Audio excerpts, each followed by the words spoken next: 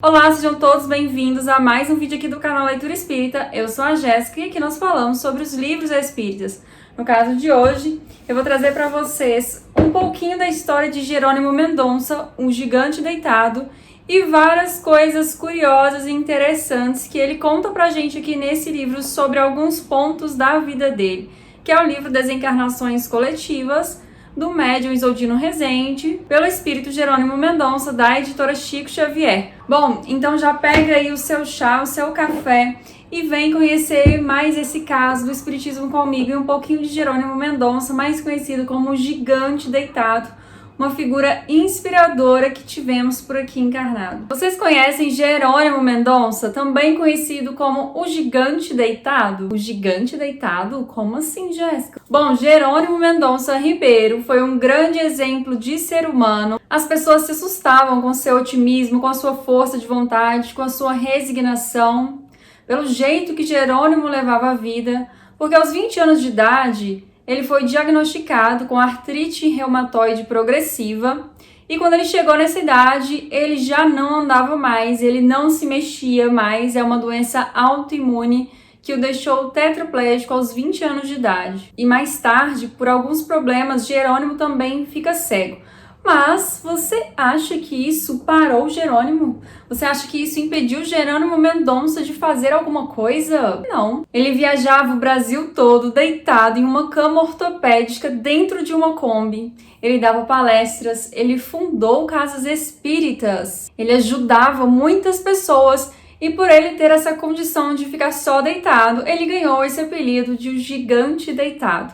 Bom, esse caso é muito interessante, já deixa aqui seu like antes da gente entrar realmente no vídeo, porque isso me ajuda muito. Se inscreve no canal se você não é inscrito e me segue lá no Instagram, que é @leitura.espírita. Jerônimo nasceu em 1º de novembro de 1939, sendo o penúltimo de 10 irmãos.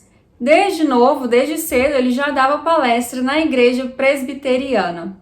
Bom, aconteceu de Jerônimo perder a sua avó e foi através disso, após refletir muito sobre a vida após a morte, sobre desencarnação, que ele conheceu o Espiritismo. Estudando o Espiritismo, ele se identifica muito com a doutrina espírita. Ele começa então a frequentar o centro espírita da cidade dele, que é Ituiutaba, em Minas Gerais. Aos 16 anos de idade, Jerônimo Mendonça já organizava excursões, eventos para a mocidade, mas foi aí aos 17 anos que ele começou a sentir os primeiros sintomas da artrite reumatoide progressiva.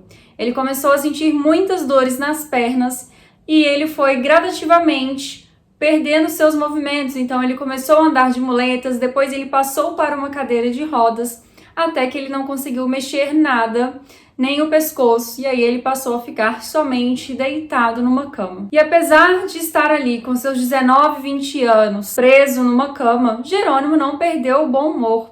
Ele aconselhava pessoas, ele gostava de cantar, ele gostava de conversar. Jerônimo Mendonça foi um exemplo tão grande que muitas pessoas o procuravam todos os dias para conversar com ele. Inclusive, vieram pessoas de fora, veio televisão, veio jornal de fora do Brasil para conhecer Jerônimo Mendonça. Bom, Jerônimo, ele sentia muitas dores, tomava muitos remédios, com isso ele não conseguia dormir muito bem, então ele aproveitava sempre para estudar, mas ele tinha alguns problemas cardíacos e mais tarde ele acabou ficando cego, e aí os seus amigos passaram a ler para Jerônimo. Seus amigos também desenvolveram um leito anatômico e deram uma Kombi para Jerônimo, que era por onde ele viajava para todo o Brasil. Jerônimo desencarnou no dia 26 de novembro de 1989, com 50 anos de idade. Ele fundou o Centro Espírita Ceareiro de Jesus, o Centro Espírita Manuel Augusto da Vila. Também escreveu alguns livros que eu vou ler o nome deles aqui para vocês. Crepúsculo de um Coração, Cadeira de Rodas, Nas Pegadas de um Anjo, Escalada de Luz, De Mãos Dadas com Jesus e 14 anos depois. Ele também fundou o Lar Espírita Pouso do Amanhecer, atendendo mais de 200 crianças diariamente. Olha só, gente, que exemplo de pessoa, que exemplo de vida. Jerônimo Mendonça fez tudo isso sem poder andar. E aí, nesse livro aqui que eu trouxe para vocês hoje, nós estamos aqui em um grupo de espíritos e uma moça chamada Celina pede que Jerônimo conte algumas coisas da vida dele, de alguma viagem, de algum fato que marcou, pede para que ele conte a sua vida como expositor espírita, né? Porque ele viajava o Brasil todo, divulgando o espiritismo, dando palestra, ensinando. Então Celina pede a ele que conte alguma coisa da vida dele. E aí Jerônimo fala que ele não tem ali muito tempo para contar muito, mas que ele ia contar algumas coisas. Jerônimo conta aqui que depois que ele conheceu o espiritismo foi essencial para ele ter passado por tudo isso que ele passou, né, que eu contei para vocês. Então, conhecer a doutrina espírita foi muito importante para ele. E aí nesse livro ele vai contar pra gente um episódio que ele viveu ao lado de Chico Xavier, porque ele e Chico Xavier eram grandes amigos. Então, uma vez em Uberaba, Jerônimo Mendonça foi encontrar com Chico e Chico, percebendo ali que a voz de Jerônimo estava um pouco diferente, ele pergunta: "Como vai, Jerônimo?" E aí Jerônimo responde: "Estou bem, Chico." E aí Chico Xavier, ele insiste na pergunta: "Como vai, Jerônimo?" E aí Jerônimo responde: "Ah, mais ou menos." E Chico fala: "Mas o que aconteceu, Jerônimo?"